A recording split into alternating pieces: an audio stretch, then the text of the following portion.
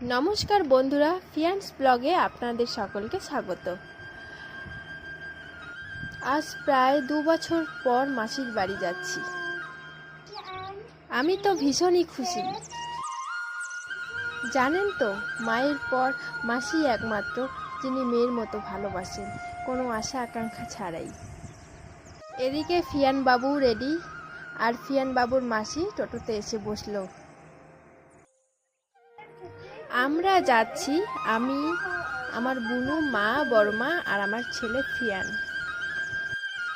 এদিকে আমার ছেলেকে দেখবে বলে ওই বুনুটা দৌড়ে আসছে, আর পিসি, মানে আমার পিসির যা, এটা গল্প করছে।